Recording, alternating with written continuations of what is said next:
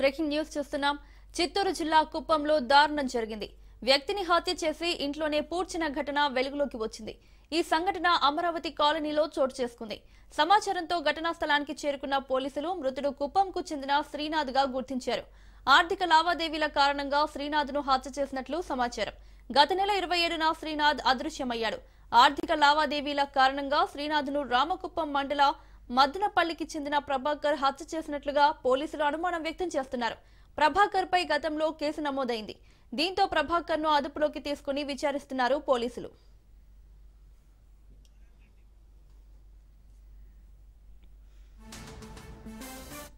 ఇదే అంశానికి సంబంధించి మరిన్ని అప్డేట్స్ మా ప్రతినిధి నారాయణ రెడ్డి అందిస్తారు. నారాయణ రెడ్డి.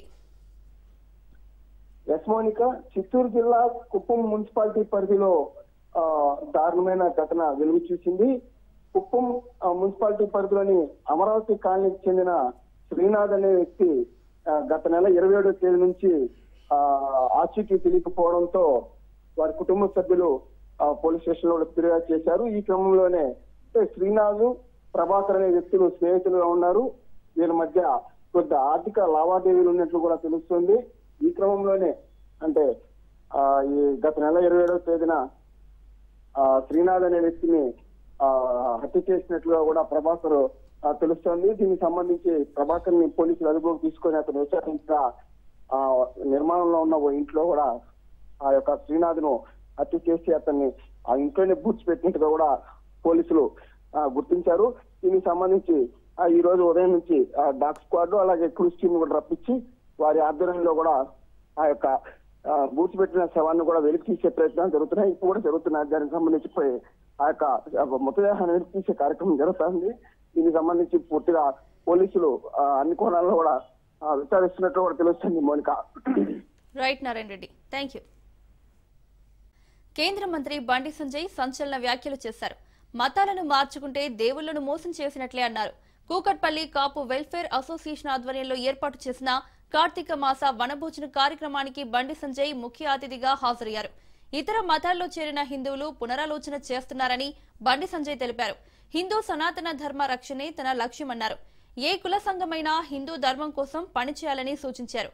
జూబ్లీహిల్స్ లో మైనార్టీలంతా ఏకమయ్యారని, హిందూ సమాజాన్ని హేళన చేసే పరిస్థితి వచ్చిందన్నారు.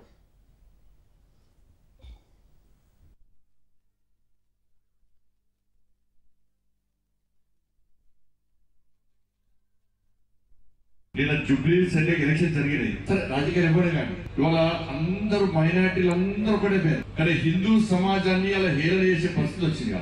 కాంగ్రెస్ గెలిచినా, బీఆర్ఎస్ గెలిచినా, బీజేపీ గెలిచినా గెలుపు గురించి మాట్లాడతలేను. కానీ వాళ్ళు ఏమైంది, సమాజంలో కూడా హిందూ సమాజాన్ని చురుకన చేసే పరిస్థితి వచ్చింది. ఇలా మొదటి నుంచి కూడా నేను అదే చెప్తున్నాను. ఏ కుల సంఘాన్ని కూడా చెప్తున్నాను. ఇలా కాపు సామాజిక వర్గానికి సంబంధించి ఈరోజు ఒక వేదిక ఏర్పడేసుకున్నాం. ఇలా కాపు సామాజిక వర్గం ఫస్ట్ మనం భారతీయులం. ఈ దేశంలో పుట్టడం గర్వకారణం. మనం భారతీయులుగా ఉండడం గర్వకారణం. దానిలో హిందూగా పుట్టడం పూర్వజన్మ సుకృతం.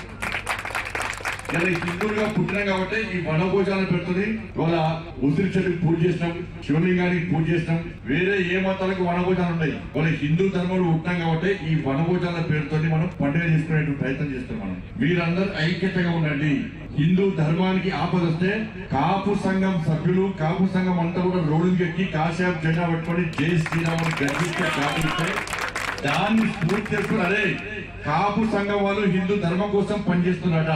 మన కుల సంఘం ఎందుకు పనిచేయదు, వాళ్ళకంటే ఎక్కువ పనిచేయాలని చెప్పి ఒక వాతావరణం నిర్మాణం చేసే స్థాయికి కాపు సంఘం రావాలి. కులం కోసం పనిచేయడం తప్పలేదు, కానీ కులం కోసం మాత్రమే పనిచేయదు. కులం గురించి ఆలోచన తప్పు కాదు, కేవలం కులం గురించి మాత్రమే ఆలోచన తప్పు. ఫస్ట్ మనం భారతీయులము, హిందువులు అన్నట్టు విషయాన్ని మనం గుర్తుంచుకోవాలి. కాబట్టి ఇతర కుల సంఘాలు కూడా అదే పోటీ. అదే ధర్మం కోసం పనిచేయాలి, హిందూ ధర్మం కోసం పనిచేయాలి, పోటీ పడి పనిచేయాలి. సికింద్రాబాద్ కార్ఖానాలో నేపాలీ గ్యాంగ్ అరాచకం సృష్టించింది. ఆర్మీ కెప్టెన్ గిరి ఇంట్లో చోరీకి పాల్పడింది. సినీ ఫక్కీలో ఇంటి యజమాని కాళ్లు చేతులు కట్టేసి నోటికి ప్లాస్టర్ వేశారు. 25 తులాల బంగారం, 23 లక్షల నగదు అపహరించుకుపోయారు.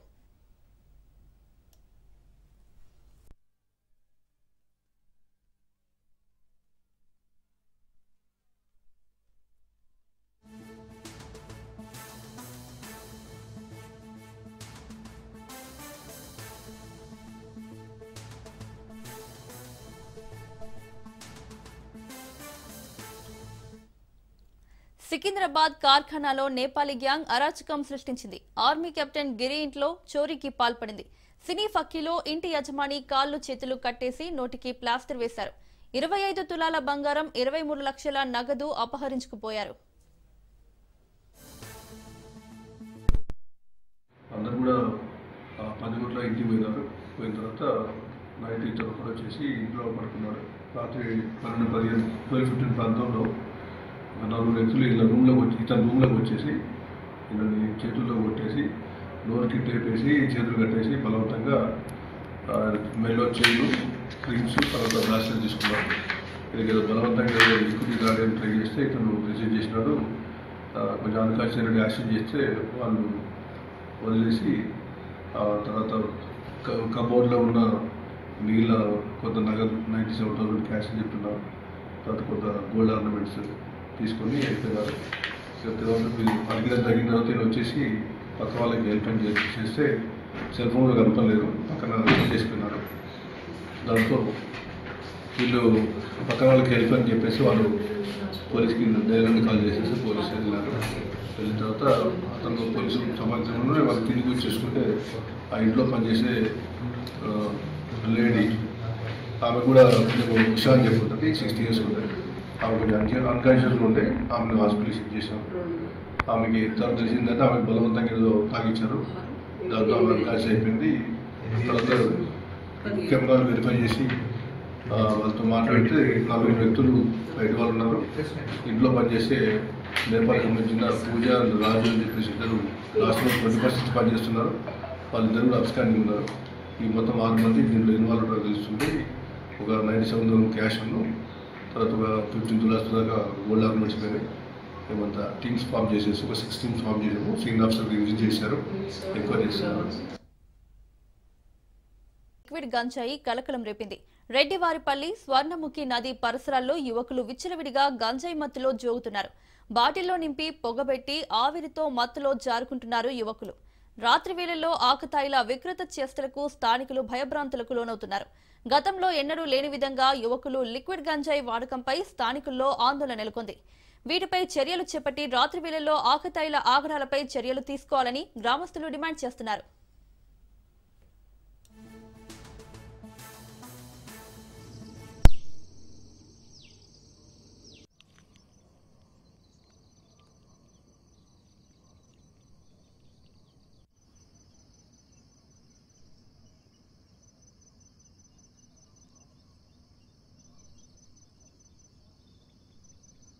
పోలీసు వాళ్ళకి వినిపించుకుంటారు. ఏమంటే మాది ఎగో రెడ్డివారిపల్లి, నా పేరు మంజుల. మేము రోజు తెల్లవారితో నుండి సాయంత్రం వరకు మళ్ళకాడికి వస్తూ ఉంటాము. ఇక్కడ ఊరు ముందరనే దినాలు చేసుకునేదానికి రేకుల షెడ్డు లాగా ఉంది. అక్కడ వచ్చి చిన్న పిల్లకాయలే ముందు తాగడం అవంతా చేస్తా ఉన్నారు. మేము 2-3 సార్లు చెప్పినా గానీ వాళ్ళు చెవులు వేసుకోకుండా కంటిన్యూగానే వస్తుంటారు. ఇప్పుడు మా పొలాల దగ్గరకు కూడా వచ్చి బంగాకు ఇవన్నీ కూడా చేస్తుంటారు. మాకు మాట్లాడడానికి కూడా భయంగా ఉంది వాళ్ళతో. చాలా మంది ఇప్పుడు రోజు రోజుకి ఎక్కువ అవుతా ఉంది. మేము 24 గంటలు మేము పొలాల దగ్గరకు వచ్చి చేసుకోవాల్సి వస్తూ ఉంది. మాకు దీని గురించి ఏదైనా పోలీసు వాళ్ళు పట్టించుకొని మాకు మరగ చేయాలనేసి కోరుకుంటున్నాము. మేమైతే వీళ్ళకి భయపడతానే ఉన్నాము, చెప్పినా వినడం లేదు. కాబట్టి పోలీసు వాళ్ళు మమ్మల్ని దీన్ని వినిపించి మాకేదో సహాయం చేస్తారని కోరుకుంటాను.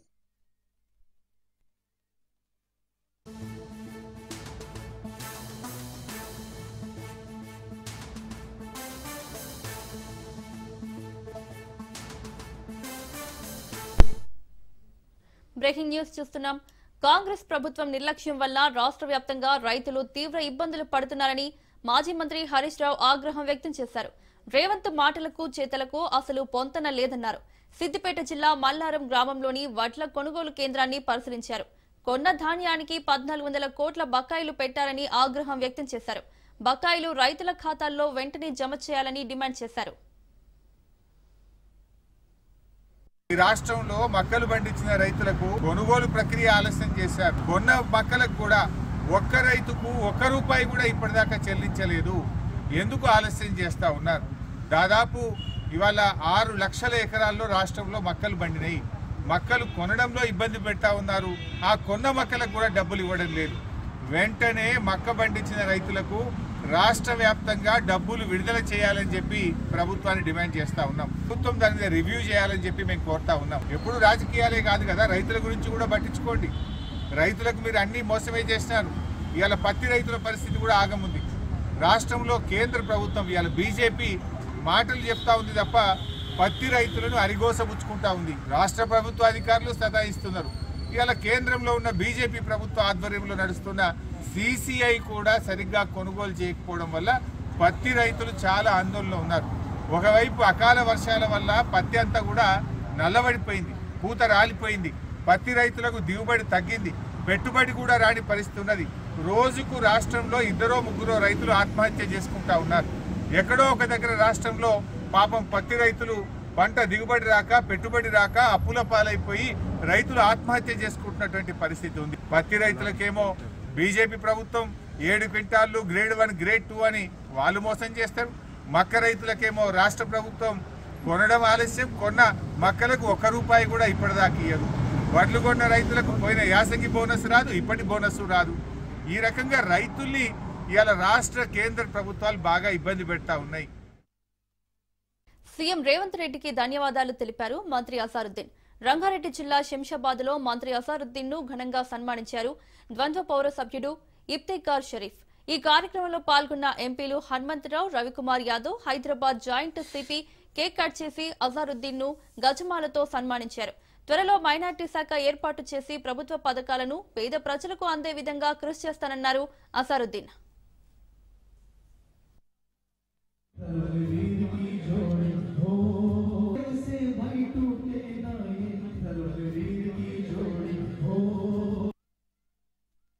जब भी प्रोग्राम करते हैं वो हिस्टोरिक प्रोग्राम होता है और एकदम पूरों को बुला के, हर लोग को बुला के करते हैं, क्योंकि पूरी फैमिली मुझे मुबारकबाद दी और मैं बहुत खुश हूँ कि आज ये प्रोग्राम हो रहा है। जैसा कि आपने कहा कि माइनॉरिटी के जो इश्यूज है उसको अभी आगे 4-5 दिन ही मुझे, क्रिकेट में तो 2 इनिंग होती है, ये 3rd इनिंग है तो अच्छी रहेगी इंशाल्लाह। कोशिश कर रहे हैं, ऑलमोस्ट लाइक 16-17 साल हो गए, लेकिन अच्छा मौका मिला। आज मेरी पार्टी ने मुझे मौका दिया, आज मिनिस्टर बना। मैं CM साहब का बहुत बहुत शुक्रिया अदा करूँगा और जितने भी हमारे AICC और जो हाई कमांड है, राहुल जी है, सोनिया जी, प्रियंका जी, खड़गे जी, KC वेणुगोपाल जी और हमारे incharge Meenakshi madam, Vishwanath sir ने बहुत काम किया उन्होंने मेरे ख्याल में, हमारे सेक्रेटरी थे, बट लेकिन महेश गौड़ साहब को भी बहुत शुक्रिया अदा करूँ। और जितने भी लोग हैं जुबलीज के जितने भी लोग, मैं आज जो भी हूँ आप लोगों की वजह से हूँ। ठीक है, मुझे खेलने का एक हुनर था, मैंने खेला, बट लेकिन जब भी जो भी मैं अचीव करा हूँ ये आप लोगों की दुआएं हैं। जितने भी लोग हैदराबाद के और पूरे वर्ल्ड में जितने भी, और मैं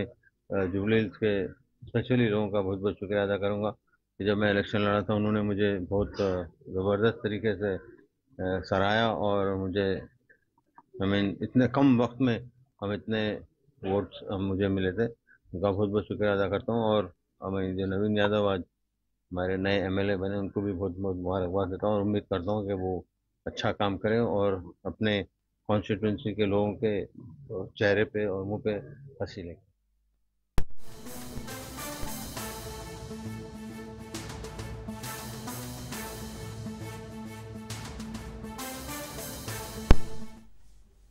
బ్రేకింగ్ న్యూస్ చూస్తున్నాం.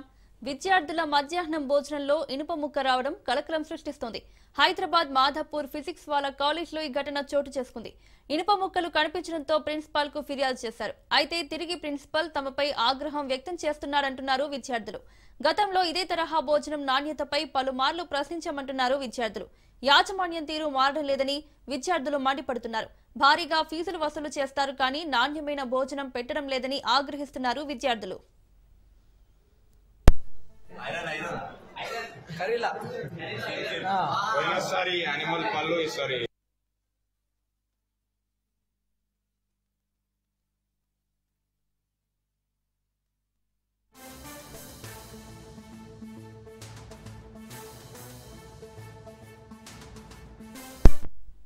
ఇదే అంశానికి సంబంధించి మరిన్ని అప్డేట్స్ మా ప్రతినిధి రత్నకుమార్ అందిస్తారు. రత్న, మధ్యాహ్నం భోజనంలో ఇనుప మొక్కలు కనిపించినటువంటి ఘటన మాదాపూర్ ఫిజిక్స్ వాళ్ళ కాలేజీ హాస్టల్లోని భోజనంలో చోటు చేస్తుంది. భోజనంలో కంటికి కనిపిస్తున్నటువంటి ఇనుప మొక్కలు చూసి ఇమ్మీడియట్ గా అక్కడ ఉన్నటువంటి ప్రిన్సిపాల్ కు తెలియజేశారు విద్యార్థులు. అయితే అట్లాంటి పరిస్థితులను సరిదిద్దాల్సింది పోయి ప్రిన్సిపల్ రివర్స్ లో విద్యార్థులపైనే దుర్భాషలాడుతూ ఉండటంతో ఒక్కసారిగా ఆగ్రహం వ్యక్తం చేశారు. ప్రిన్సిపల్ తమపై ఆగ్రహంతో ఎవరికి చెప్పాలనుకుంటున్నారో చెప్పుకోండి, ఇక్కడ ఇలాగే ఉంటుందంటూ కూడా నిర్లక్ష్యంగా సమాధానం చెప్పడంతో ఒక్కసారిగా దీనస్థితిలో ఉన్నారు విద్యార్థులంతా. కాకపోతే ఇది తొలిసారి కాదు, గతంలో కూడా ఇలాగే భోజనంలో ఇనుప ముక్కలు ఇతర ఫుడ్ లో చాలా ఇబ్బందికరమైనటువంటి పరిస్థితి అనేది కనిపించడం, సరిగా భోజనం లేకపోవడంతో అనేక సార్లు ఫిర్యాదు చేయడం జరిగింది. తర్వాత నుంచి ఇటువంటి పరిస్థితి అనేది రాకుండా ఫుడ్ కొంచెం నాణ్యంగా ఉండేటట్టు తెలియజేస్తాము అనే విషయం చెప్పినప్పటికీ కూడా మరలా ఇటువంటి విషయాలు అనేవి రిపీట్ అవుతూ వచ్చాయి. ఇప్పుడు ఏకంగా ఇనుపు ముక్కలే దర్శనం ఇవ్వడంతో ఒక్కసారిగా ఆందోళన చెందినటువంటి పరిస్థితి వచ్చింది. దీన్ని బట్టి ఫిజిక్స్ వాళ్ళ హాస్టల్స్ కాలేజెస్ లో డబ్బులు ప్రైవేట్ కాలేజీలుగా ఉండి విద్యార్థుల తల్లిదండ్రుల దగ్గర నుంచి పెద్ద ఎత్తున డబ్బులు వసూలు చేస్తున్నారు, కానీ ఫుడ్ లో నాణ్యత పట్ల ఏమాత్రం సరిగా చర్యలు తీసుకోవట్లేదనేది విద్యార్థులు ఆగ్రహం వ్యక్తం చేస్తూ తల్లిదండ్రులకు తెలియజేసినటువంటి పరిస్థితుల నేపథ్యంలోనే మరోవైపున జరిగినటువంటి ఇన్సిడెంట్ కు సంబంధించి విద్యార్థి సంఘాల నాయకులు సైతం పోలీసులకు ఫిర్యాదు చేసి ఖచ్చితంగా చర్యలు తీసుకోవాలంటూ కూడా డిమాండ్ చేసినట్లు తెలుస్తోంది. Right Ratna, thank you.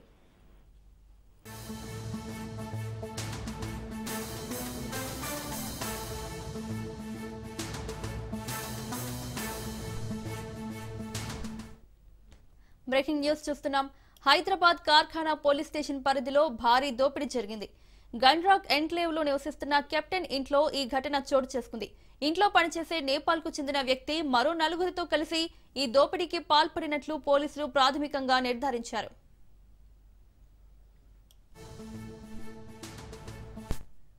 Captain గిరి ఇంట్లో పనిచేస్తున్న నేపాలీ వ్యక్తి పథకం ప్రకారం మరో 4గురిని ఇంట్లోకి తీసుకువచ్చాడు.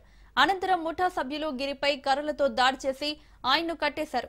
ఆ తర్వాత ఇంట్లోని బీరువాను పగలగొట్టి సుమారు 50 లక్షల విలువైన సొత్తును దోచుకెళ్లారు.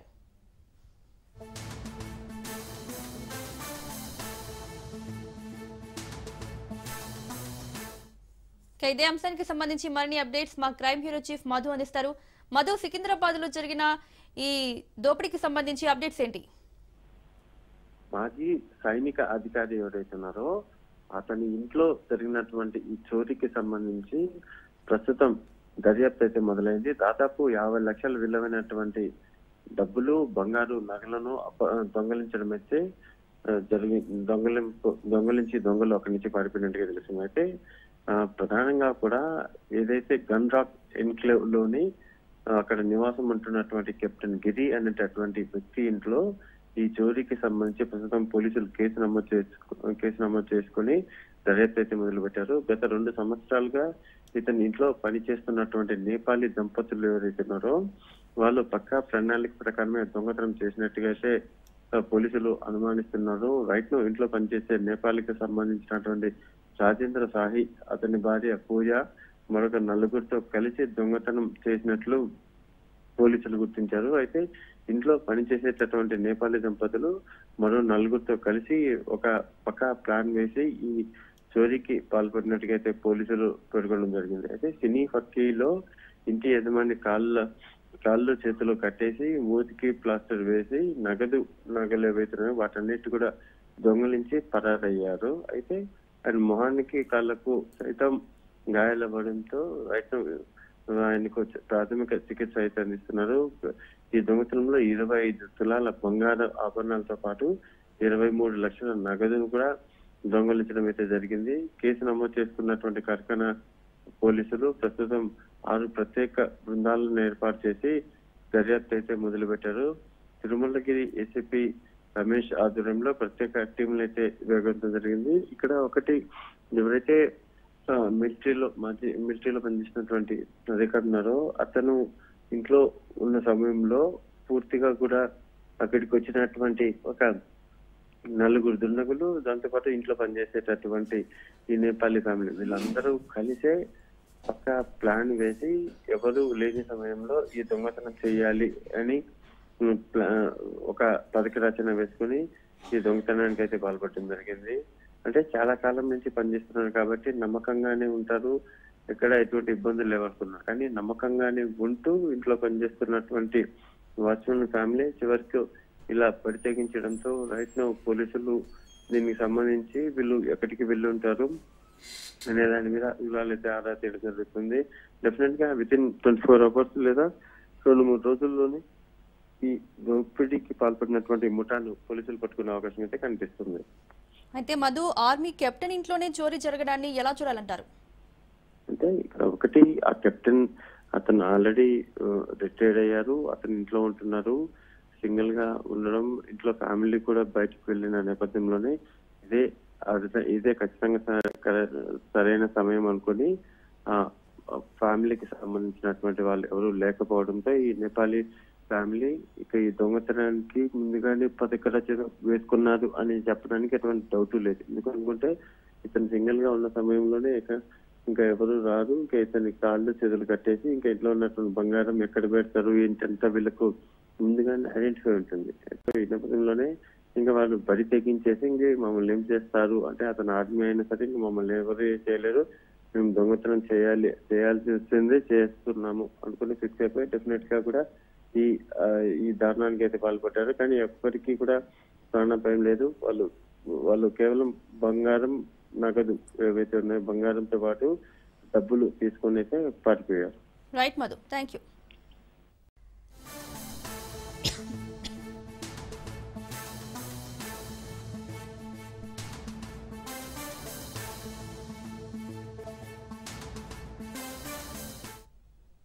బ్రేకింగ్ న్యూస్ చూస్తున్నాం.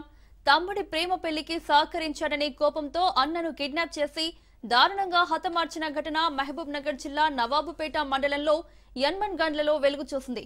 రంగారెడ్డి జిల్లా ఫరూక్ నగర్ మండలంలోని ఎల్లంపల్లి గ్రామానికి చెందిన రాజశేఖర్ ఓ ప్రైవేట్ సంస్థలో పనిచేస్తూ జీవనం సాగిస్తున్నాడు.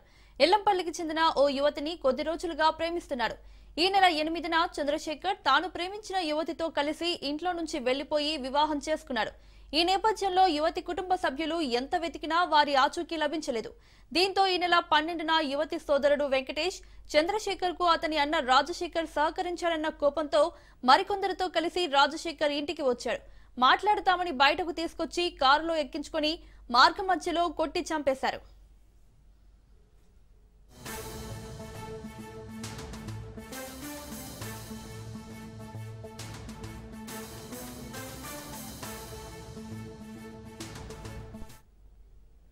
తమ్ముడి ప్రేమ పెళ్లికి సహకరించాడనే కోపంతో అన్నను కిడ్నాప్ చేసి దారుణంగా హతమార్చిన ఘటన మహబూబ్ నగర్ జిల్లా నవాబుపేట మండలంలో యన్మన్ గండ్లలో వెలుగు చూసింది. రంగారెడ్డి జిల్లా ఫరూక్ నగర్ మండలంలోని ఎల్లంపల్లి గ్రామానికి చెందిన రాజశేఖర్ ఓ ప్రైవేట్ సంస్థలో పనిచేస్తూ జీవనం సాగిస్తున్నాడు. ఎల్లంపల్లికి చెందిన ఓ యువతిని కొద్ది రోజులుగా ప్రేమిస్తున్నాడు. ఈ నెల 8న చంద్రశేఖర్ తాను ప్రేమించిన యువతితో కలిసి ఇంట్లో నుంచి వెళ్లిపోయి వివాహం చేసుకున్నాడు. ఈ నేపథ్యంలో యువతి కుటుంబ సభ్యులు ఎంత వెతికినా వారి ఆచూకీ లభించలేదు. దీంతో ఈ నెల 12న యువతి సోదరుడు వెంకటేష్ చంద్రశేఖర్ కు అతని అన్న రాజశేఖర్ సహకరించారన్న కోపంతో మరికొందరితో కలిసి రాజశేఖర్ ఇంటికి వచ్చాడు. మాట్లాడతామని బయటకు తీసుకొచ్చి కారులో ఎక్కించుకుని మార్గ మధ్యలో కొట్టి చంపేశారు.